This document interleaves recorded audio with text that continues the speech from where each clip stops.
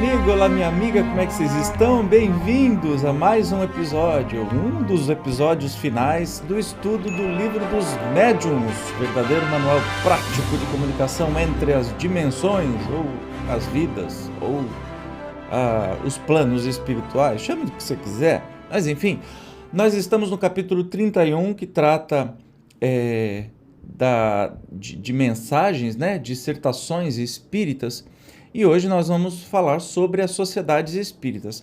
Caso você não tenha visto, se eu não me engano, no 59 tem o regimento da Sociedade Espírita Parisiense, né, fundada por Kardec. Se você especialmente for dirigente de casa espírita ou trabalha na diretoria de casa espírita ou quer entender como é que funciona uma casa espírita, recomendo que você assista. É muito legal, muito esclarecedora. Hoje nós vamos ter as comunicações dos espíritos sobre as sociedades espíritas. Então, sem demora, vamos lá. Olha a nota. Das comunicações que se seguem, algumas foram dadas na Sociedade Parisiense de Estudos Espíritas ou em sua intenção. Outras, que nos foram transmitidas por diversos médiuns, encerram conselhos gerais sobre os grupos, sua formação e obstáculos que podem encontrar. Olha que interessante. Por que não, né? Os espíritos virem dar auxílio neste movimento que começava, que eram as sociedades espíritas, e que eu acho que são conselhos muito salutares para hoje também. Então vamos lá na mensagem 16ª. Por que não começais as vossas sessões por uma invocação geral, uma como prece, que disponha ao recolhimento, porque, ficais sabendo, sem o recolhimento, só tereis comunicações levianas. Os bons espíritos só vão aonde os chamam com fervor e sinceridade, ao que ainda os homens não compreendem bastante. Cabe-vos, pois, dar o exemplo, vós que, se o quiserdes, podereis tornar-vos uma das colunas do novo edifício. Observamos com prazer os vossos trabalhos e vos ajudamos, porém, sob a condição de que também, de vosso lado, nos secundeis e vos mostreis à altura da missão que fostes chamados a desempenhar. Formai, portanto, um feixe, sereis fortes e os maus espíritos não prevaleceram contra vós. Deus ama os simples de espírito, o que não quer dizer os tolos, mas os que se renunciam a si mesmos e que, sem orgulho, para eles se encaminham. Podeis tornar-vos um foco de luz para a humanidade. Sabei, logo, distinguir o joio do trigo, semeai unicamente o bom grão e preservai-vos de espalhar o joio. Por isso que este impedirá que aquele germine, sereis responsáveis por todo o mal que daí resulte. De igual modo, sereis responsáveis pelas doutrinas más que porventura propagueis. Lembrai-vos de que um dia pode vir em que o mundo tenha posto sobre vós os olhos. Fazei, conseguintemente, que nada empane o brilho das boas coisas que saírem do vosso seio. Por isso é que vos recomendamos pedirdes a Deus que vos assista. Mensagem de Santo Agostinho, que sabiamente vai nos pedir para que comecemos as reuniões com uma prece, né? Com uma prece coletiva, justamente para elevar as nossas intenções, para tirar a nossa atenção da vida cotidiana, né? E fazer com que o trabalho seja produtivo. Acredito que hoje, em todas as sessões mediúnicas, por exemplo, isso já aconteça. Instado para ditar uma fórmula de invocação geral, Santo Agostinho respondeu: sabeis que não há fórmula absoluta. Deus é infinitamente grande para dar mais importância às palavras do que ao pensamento. Ora, não creiais, baste pronuncieis algumas palavras, para que os maus espíritos se afastem. Fugi, sobretudo, de vos servirdes de uma dessas fórmulas banais que se recitam por desencargo de consciência. Sua eficácia reside na sinceridade do sentimento que a dita, está, sobretudo, na unanimidade da intenção. Porquanto aquele que se lhe não associe de coração não poderá beneficiar dela, nem fazer que os outros beneficiem.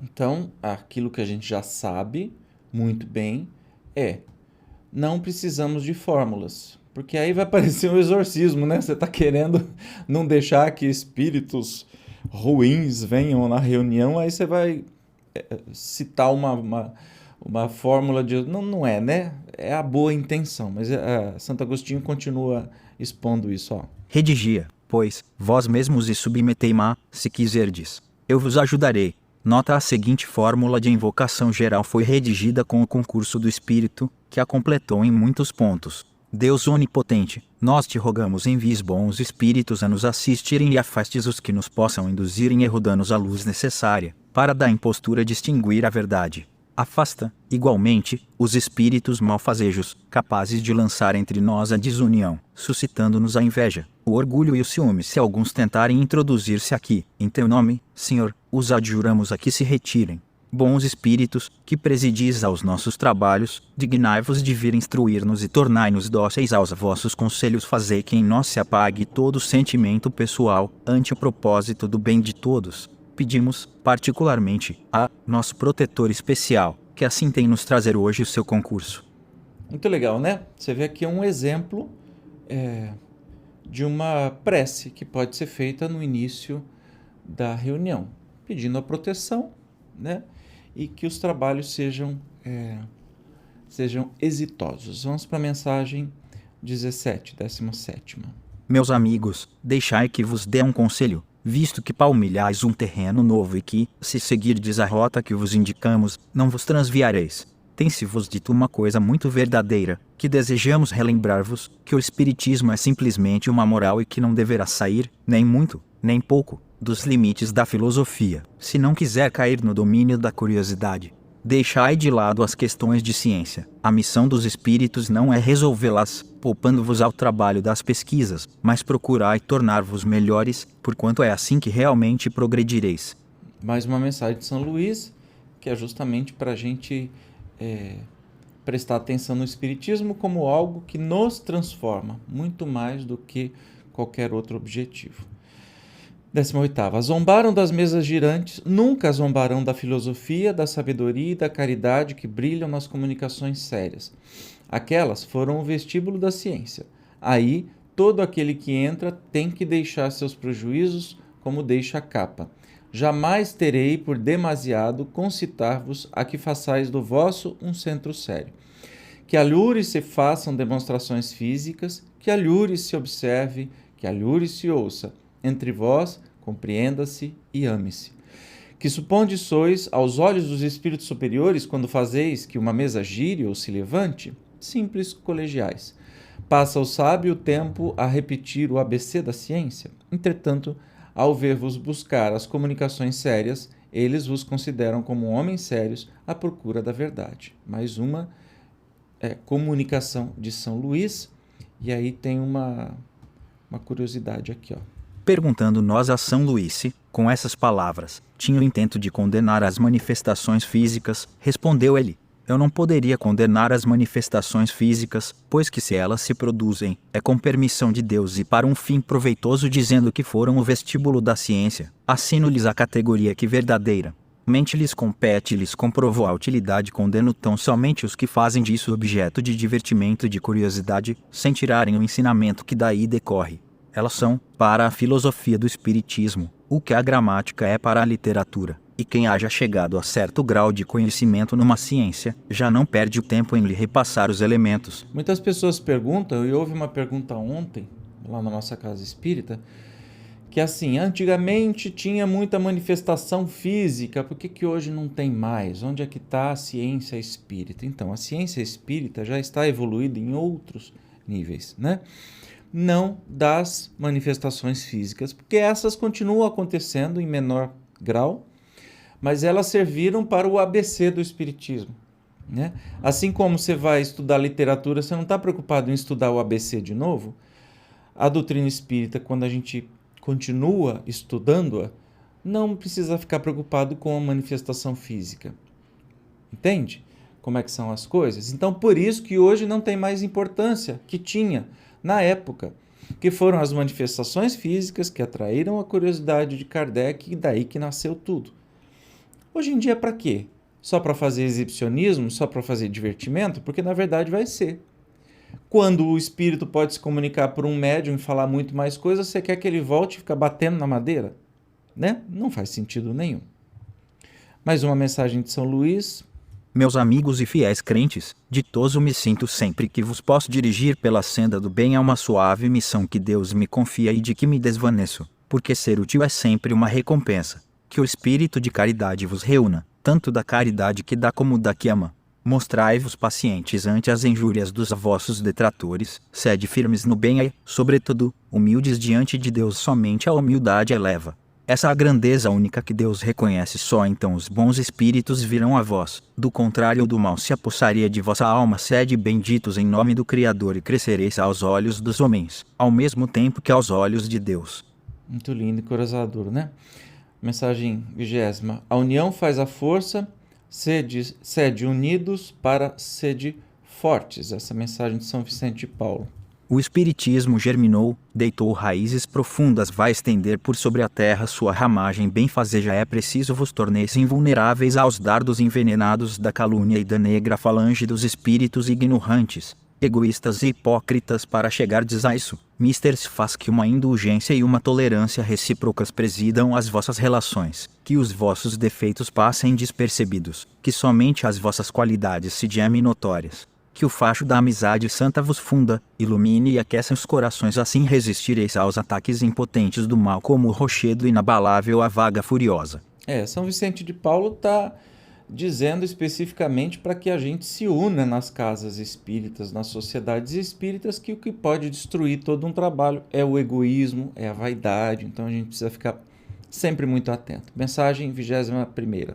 Meus amigos, quereis formar um grupo espírita e eu aprovo, porque os espíritos não podem ver com satisfação que se conservem no insulamento os médiuns. Deus não lhes outorgou para seu uso exclusivo a sublime faculdade que possuem, mas para o bem de todos, comunicando-se com outros, terão eles mil ensejos de se esclarecerem sobre o mérito das comunicações que recebem, ao passo que, isolados, estão muito melhor sob o domínio dos espíritos mentirosos, que encantados ficam com não sofrerem nenhuma fiscalização. Aí está para vós e, se o orgulho vos não subjuga, compreendê-lo-eis e aproveitareis a que vai agora para os outros. Estais bem certos do que deve ser uma reunião espírita, não, porquanto, no vosso zelo, julgais que o que de melhor tendes a fazer é reunir o maior número possível de pessoas, a fim de as convencerdes. Desenganai-vos quanto menos fordes, tanto mais obtereis. Sobretudo, pelo ascendente moral que exercerdes é que atraireis os incrédulos, muito mais do que pelos fenômenos que obtiverdes. Se só pelos fenômenos atrairdes, os que vos procurarem o farão pela curiosidade, e topareis com curiosos que vos não acreditarão e que rirão de vós. Se unicamente pessoas dignas de apreço se encontrarem entre vós, muitos talvez vos não acreditem, mas respeitar-vos-ão, e o respeito inspira sempre a confiança. Estais convencidos de que o Espiritismo acarreterá uma reforma moral. Seja, pois, o vosso grupo o primeiro a dar exemplo das virtudes cristãs, visto que nesta época de egoísmo é nas sociedades espíritas que a verdadeira caridade há de encontrar refúgio. Tal deve ser, meus amigos, um grupo de verdadeiros espíritas. Doutra feita, dar-vos-ei novos conselhos. Espírito de Fénelon, tem muita comunicação no livro, né? Então, ele vem nos falar, essa mensagem vem nos falar justamente que o que a gente precisa não é de quantidade, mas de qualidade. Inclusive, quantidade até atrapalha. Você imagina uma reunião mediúnica de 60 pessoas? É muito doido. Não pode. Poder pode, mas não vai dar certo, entende? Então, é bom que sejam pequenos grupos e que especialmente você consegue conversar, né, com todos eles, para que todos tenham alinhados aí o que é o principal objetivo, né? E o principal objetivo é uma reforma moral. Então todo mundo está lá treinando, estudando, se melhorando e obtendo as comunicações espíritas. Não tem outro objetivo. Mensagem 22ª. Perguntaste se a multiplicidade dos grupos em uma mesma localidade não seria de molde a gerar rivalidades prejudiciais à doutrina. Responderei que os que se acham imbuídos dos verdadeiros princípios desta doutrina veem unicamente irmãos em todos os espíritas, e não rivais. Os que se mostrassem ciosos de outros grupos provariam existir-lhes no íntimo uma segunda intenção, ou sentimento do amor próprio, e que não os guia o amor da verdade. Afirmo que, se essas pessoas se achassem entre vós, logo semeariam no vosso grupo a discórdia e a desunião. O verdadeiro espiritismo tem por divisa benevolência e caridade, não admite qualquer rivalidade, a não ser a do bem que todos podem fazer. Todos os grupos que inscreverem essa divisa em suas bandeiras estenderão uns aos outros as mãos, como bons vizinhos, que não são menos amigos pelo fato de não habitarem a mesma casa. Os que pretendam que os seus guias são espíritos melhores que os dos outros deverão prová-lo, mostrando melhores sentimentos. Haja, pois, luta entre eles, mas luta de grandeza de alma, de abnegação, de bondade e de humildade. O que atirar pedra a outro provará, por esse simples fato, que se acha influenciado por maus espíritos. A natureza dos sentimentos recíprocos que dois homens manifestem é a pedra de toque para se conhecer a natureza dos espíritos que os assistem. Mais uma mensagem de Fenelon, que vem trazer aí é uma mensagem sequencial, né? Vem trazer a questão, então tá, não pode ter grupo mediúnico, por exemplo, ou sociedade espírita muito grande. Você divide, não vai criar concorrência, não vão se ver como concorrentes, como rivais? Então, aí ele diz, não, porque todo espírita, de fato, tem que olhar para os outros espíritas como irmãos. E se gerar alguma concorrência, geraria também se tivesse no mesmo centro espírita, por exemplo, porque aí está demarcando o egoísmo daquela ou daquelas pessoas ou daqueles grupos, e não o que tem que ser. Então, independente se está junto ou está separado, vai gerar o egoísmo, é uma coisa que as pessoas têm que se melhorar nesse sentido. Então, problema nenhum, é determinação, né, conselho do Kardec que as casas espíritas, os centros espíritas, as sociedades espíritas sejam pequenas. E quando começa a crescer muito, que haja uma divisão para que todo mundo se conheça, para que todo mundo consiga interagir melhor, porque senão a gente copia as religiões, que botam 50 mil pessoas sentadas, um só falando e ninguém se conhece, entra e sai e não tem mudança nenhuma de cada um deles, entende? São pessoas estranhas. Não é esse o objetivo da doutrina espírita, né? Então que a gente reflita antes de querer ficar ampliando os centros espíritas, fazendo uma fotocópia das religiões. Não é por aí o caminho, vamos estudar mais a doutrina espírita. 23ª. O silêncio e recolhimento são condições essenciais para todas as comunicações sérias. Nunca obtereis, preencham essas condições os que somente pela curiosidade sejam conduzidos às vossas reuniões. Convidai, pois, os curiosos a procurar outros lugares. Por isso que a distração deles constituiria uma causa de perturbação. Nenhuma conversa deveis tolerar enquanto os espíritos estão sendo questionados. Recebeis, às vezes, comunicações que exigem de vós uma réplica séria e respostas não menos sérias da parte dos espíritos evocados, aos quais muito desagradam, crede-o, os cochichos contínuos de certos assistentes. Daí, em consequência, nada obterdes por completo, nem de verdadeiramente sério. Também um médium que escreve experimenta distrações muito prejudiciais ao seu ministério. Mais um conselho do Espírito São Luís. Aí, tem espírita que acha que isso tem que ser o tempo todo na casa espírita. Então, vamos entender a comunicação de São Luís. Quando você está numa reunião mediúnica, o médium tem que estar concentrado, o espírito está concentrado para que tudo aconteça. Se tiver cochicho, pessoas conversando assuntos paralelos, obviamente que vai dar ruim, né? Nem preciso falar. Então é essa seriedade, este silêncio que está se pedindo durante as reuniões mediúnicas. Daí, você ir numa casa espírita, enquanto não começa a reunião mediúnica ou enquanto não começa a palestra e exigir que todo mundo fique sério, entre sisudo e quieto, isso é outra coisa, menos espiritismo, né? O silêncio é uma prece. Quem disse? Você pode estar em silêncio e mentalmente fazendo coisas horríveis. Quem disse que o silêncio é uma prece? Olha o tamanho da baboseira que é essa frase que eu encontro, infelizmente, um monte de casa espírita. Se na sua casa espírita tem, arranca. Pelo amor de Deus, arranca. E estimule que as pessoas cheguem, conversem, se abracem, se divirtam, que curtam aquele momento de reencontro. Aí, quando começar a palestra, pela boa educação, todo mundo vai ficar quietinho escutando o outro. Não vai todo mundo conversar junto durante a palestra, mas para com essa mania de achar que centro espírita é igreja, que tem lá o corpo de Jesus na frente, que você não pode nem falar alto, porque senão Jesus vai acordar. Para! Olha o tamanho do absurdo que estamos fazendo com a doutrina espírita, com o movimento espírita, né? Porque a doutrina nunca falou isso. Preste atenção, por favor, preste atenção e arranca essa plaquinha. E pelo amor de Deus, eu já vi casa espírita que você conversa alguma coisa com alguém antes da reunião começar, ou seja, quando as pessoas estão chegando, um ou outro lá vai... Credo, gente, vai tomar banho, né? Que é isso? Tá me lembrando o tempo de escola, que era com a palmatória, que era com um chicotinho, que a professora batia no aluno. Que é isso? Isso não é espiritismo, não. Pare de colocar sua fome de poder dentro do meio espírita. Isso não é espiritismo, não. Para, tá? Combinado? Então rasga essa plaquinha, por favor. Vamos para a próxima mensagem.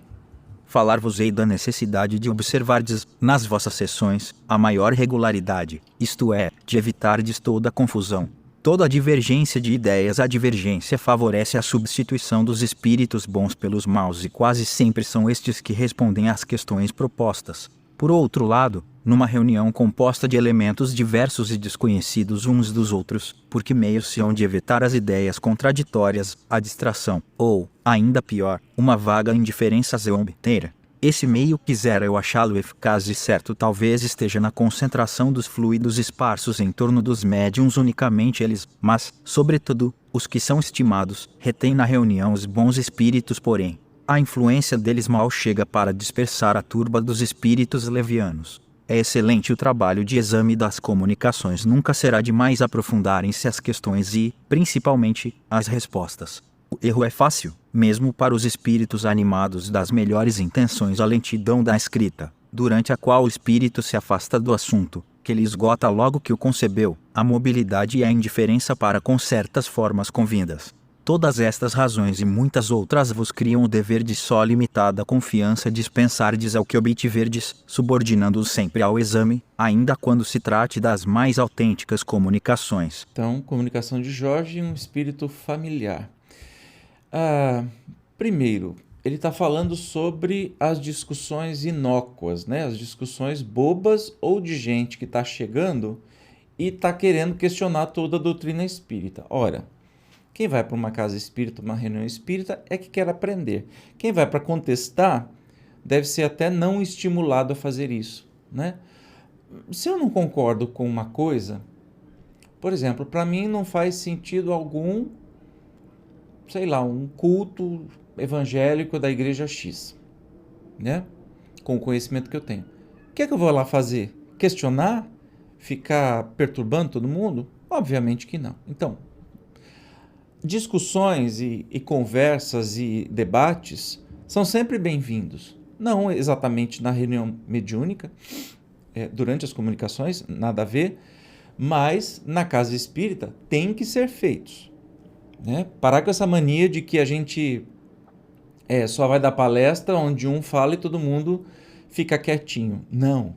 Estimule os debates, até em forma de palestras, mas que as pessoas possam participar, colocar suas dúvidas ou seus pontos de vista contrários. E está tudo certo. Isso se chama democracia. E é assim, na diversidade, que a gente cresce. Portanto, o Espiritismo não é uma doutrina fechada que não admite questionamento. Muito pelo contrário, é uma doutrina de questionamento. Você percebe que o Livro dos Espíritos são só questões, né? Então, por que a gente vai fazer as pessoas ficarem quietas? Acredita porque é assim? Não. Vamos questionar? Sim. E vamos estudar? Sim, para que tenhamos respostas aos questionamentos. E sempre questionar é a chave, né? Questionar é a chave. Então, essa mensagem é bem interessante, só que ele fala também sobre a questão de não permitir bagunça, né? E que estes questionamentos virem algo incontrolável, porque aí você vai fazer a reunião mediúnica, vai ficar confuso, as energias vão ficar estranhas. O que precisa para uma boa reunião mediúnica é justamente todo mundo estar unido, concentrado, né? Todo mundo com o mesmo objetivo do bem, de se fazer bem e fazer bem para o outro. Então aí não tem erro. Mensagem 25ª. Com que fim, as mais das vezes, pedis comunicações aos espíritos para terdes belos trechos de prosa, que mostrareis às pessoas das vossas relações como amostras do nosso talento, preciosamente as conservais nas vossas pastas, porém, nos vossos corações não há lugar para elas. Julgais porventura que muito nos lisonjeia o comparecermos às vossas assembleias como a um concurso, para fazermos torneios de eloquência, a fim de que possais dizer que a sessão foi muito interessante que vos resta.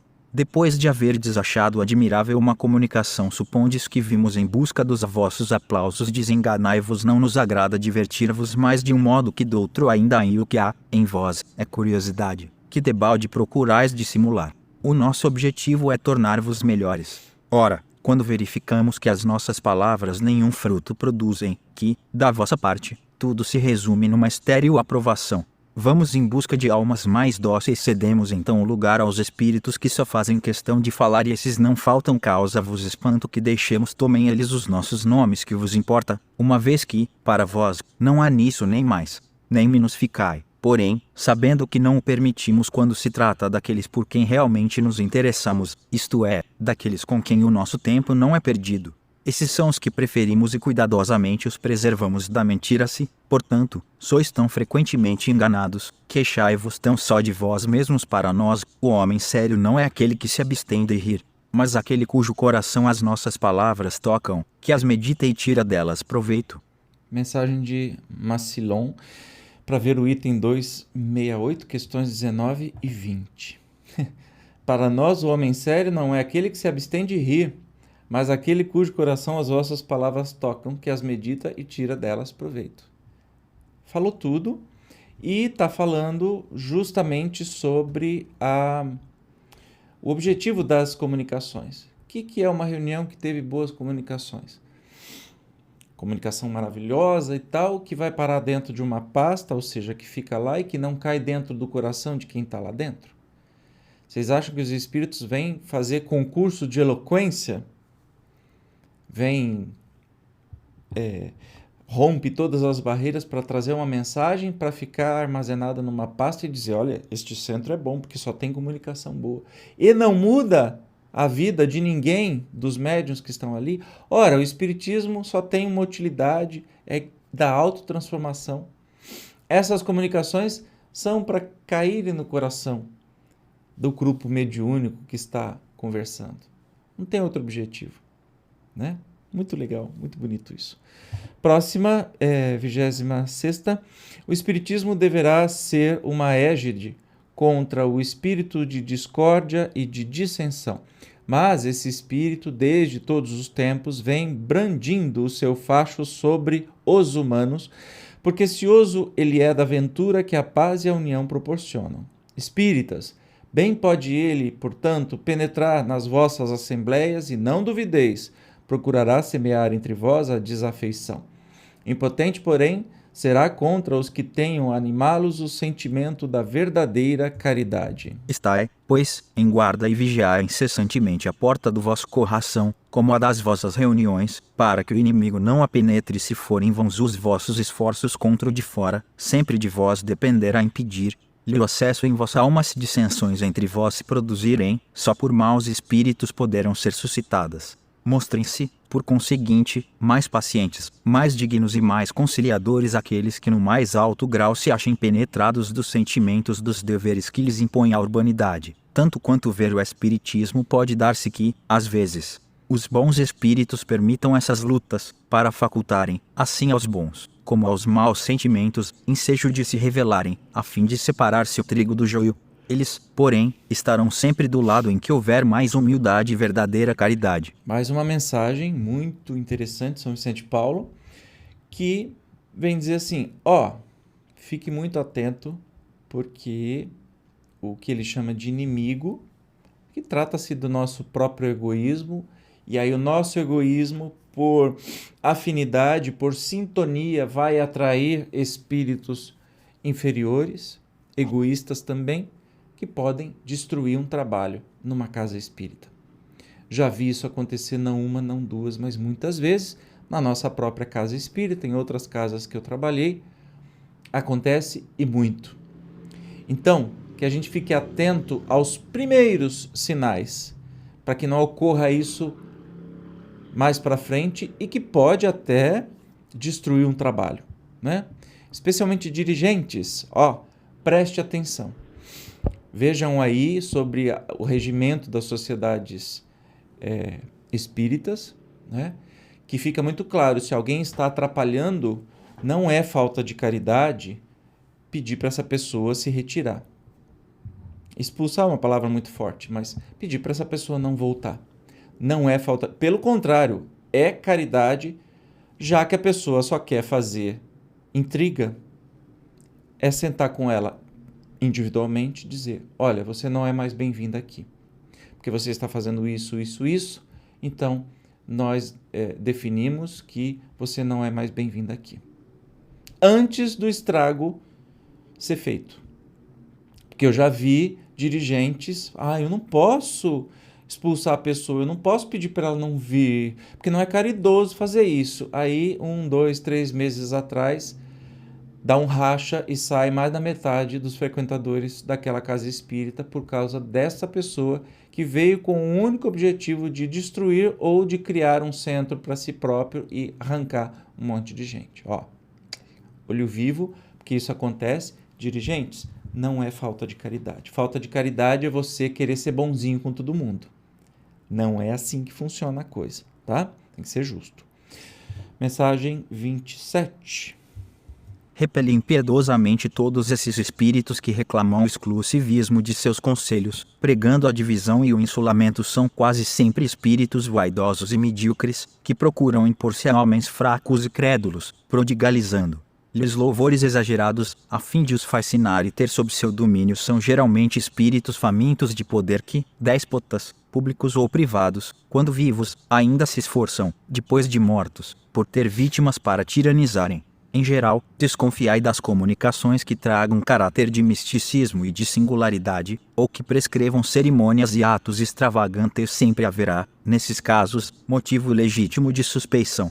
Por outro lado, crede que, quando uma verdade tenha de ser revelada aos homens, ela é comunicada, por assim dizer, instantaneamente, a todos os grupos sérios que disponham de médiuns sérios, e não a tais ou quais. Com a exclusão de todos os outros, ninguém é perfeito médium, se está obsidiado, e a obsessão manifesta, quando um médium só se mostra apto a receber as comunicações de determinado espírito, por maior que seja a altura em que este procure colocar-se.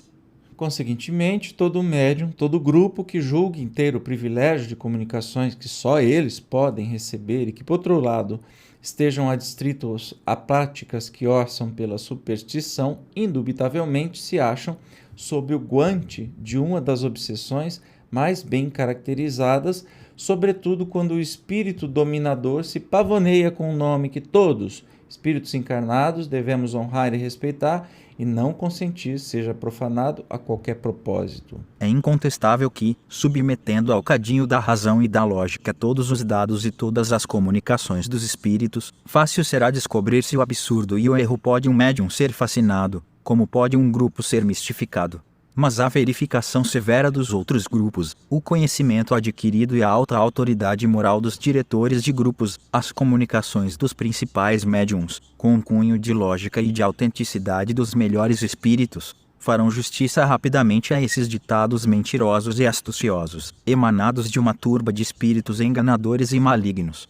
Olha que interessante, essa é a mensagem de Erasto, discípulo de Paulo, e tem uma nota aqui. Um dos caracteres distintivos desses espíritos, que procuram impor-se e fazer que sejam aceitas suas ideias extravagantes e sistemáticas, é o pretenderem, seria fossem eles os únicos dessa opinião, ter razão contra todo o mundo. Consiste a tática de que usam em evitar a discussão e, quando se veem vitoriosamente combatidos com as armas irresistíveis da lógica, negam-se desdenhosamente a responder e prescrevem a seus médiuns que se afastem dos centros onde suas ideias não são aceitas. Esse insulamento é o que há de mais fatal para os médiuns, porque, assim, sofrem eles o jugo dos espíritos obsessores que os guiam como cegos e os levam frequentemente aos maus caminhos. Olha, gente, a gente já falou exaustivamente aqui sobre estes médiuns fascinados e que pode acontecer em qualquer lugar. E nós temos médiuns muito famosos que são fascinados e que estão escrevendo barbaridades assim sem parar e sendo publicados. O que é mais grave. Estes médiuns estão fascinados pelos seus próprios obsessores e acham que são os reis da razão e que não admitem serem colocados em ou serem questionados. Então, gente, é muito fácil distinguir disso e estes médiums, se houver na sua casa espírita, devem ser afastados pela diretoria o mais rápido possível, para não causar cisão, não causar desentendimento.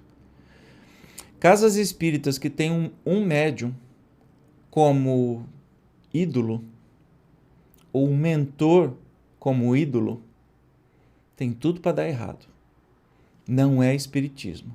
Isso é misticismo, é religiosismo, é qualquer coisa menos espiritismo, né?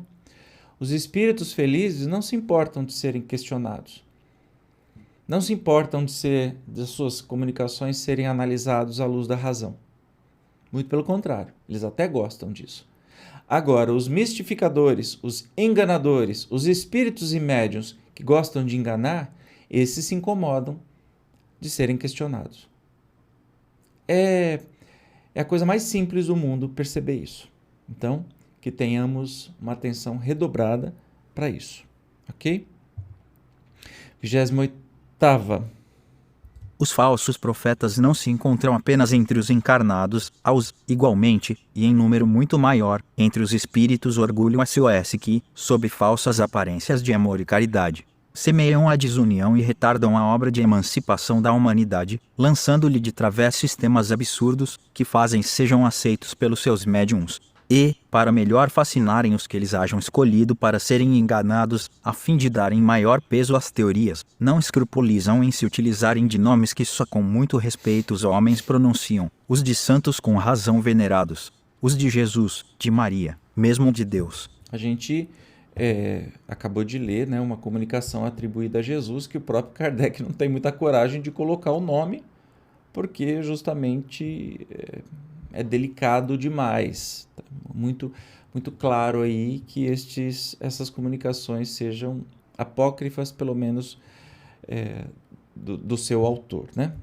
São eles que atiram o fermento dos antagonismos entre os grupos, que os impelem a se isolarem uns dos outros e a se olharem com animosidade. Só isto bastaria para os desmascarar, porquanto, procedendo assim, eles próprios dão o mais formal desmentido ao que pretendem ser cegos, pois são os homens que se deixam apanhar em tão grosseira armadilha. Porém, muitos outros meios de serem reconhecidos, espíritos da ordem a que esses dizem ter ascendido devem ser não somente bons, mas, além disso, eminentemente lógicos e racionais, pois bem submetei-lhes os sistemas ao cadinho da razão e do bom senso e vereis o que restará. Convinde, portanto, comigo em que, todas as vezes que um espírito indique, como remédio aos males da humanidade, ou como meios de chegar-se à sua transformação, coisas utópicas e impraticáveis, providências pueris e ridículas, quando formule um sistema que as mais vulgares noções da ciência contradigam, não pode tal espírito deixar de ser ignorante e mentiroso.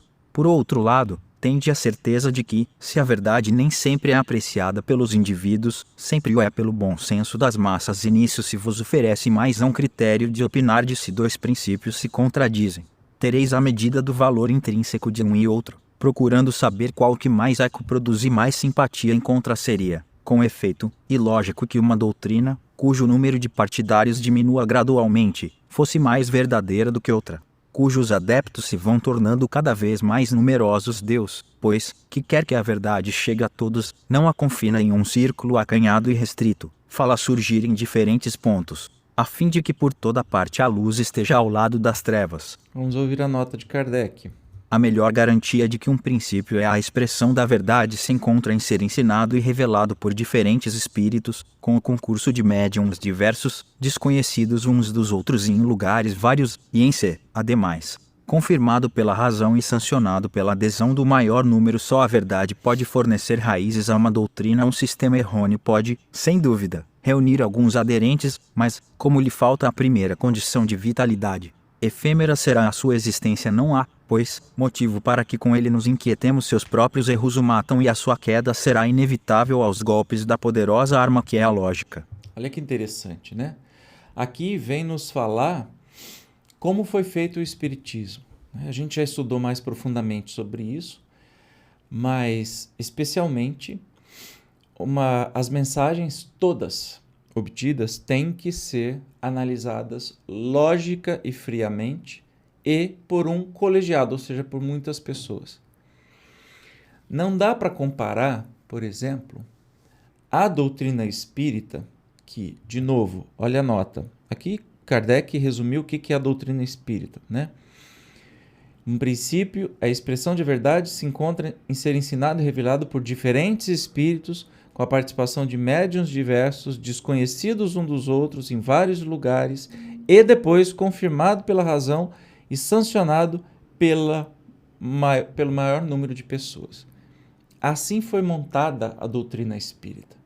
Agora, você querer atribuir o valor da doutrina espírita igual a um valor de um livro, de um romance, por exemplo, mediúnico, que foi ditado por um espírito, escrito por um médium, é tão absurdo quanto você querer comparar o resultado de um trabalho de uma escola com o resultado do trabalho de um único aluno. Entendeu? Agora, por que o meio espírita brasileiro continua dando mais importância para romances espíritas de médiuns famosos do que para a fonte, que é a doutrina espírita, feita por milhares de espíritos, por milhares de médiuns e por milhares de pessoas analisando e ponderando? Entende? Cuidado, gente. Vamos focar, vamos voltar às raízes da doutrina espírita, porque esse trabalho é imenso. Não vamos ficar estudando romance espírita, vamos estudar a doutrina espírita, porque tem muito romance espírita de médium muito famoso que contradiz a doutrina, que fala coisas que a doutrina diz ao contrário. E são venerados. Aí entra o misticismo. São venerados e aquilo é dito como verdade absoluta. Ora, a doutrina espírita não diz isso. Pelo contrário, diz o contrário disso. Você vai querer acreditar em milhares de médiuns, com milhares de espíritos e milhares de pessoas analisando aquilo, contra um espírito e um médium que escreveu? Pode ser nas melhores das boas intenções, mas escreveu erro. Induz ao erro. Vamos estudar o que deve ser estudado, né? E aí, você lê os romances espíritas, você vê tudo bonitinho, tem coisa muito maravilhosa que nos emociona, traz verdades, mas também traz muita fantasia. A gente não precisa disso. A única coisa que não precisamos é dessa confusão, tá bom? No próximo episódio, nós vamos continuar o capítulo 31, só que vamos falar sobre as comunicações apócrifas, ou seja, as comunicações falsas, com ideias falsas, com nomes falsos. Eu te espero e a gente encerra esse capítulo no próximo episódio. Eu te espero, tá bom? Obrigado pela sua presença. Até mais. Tchau.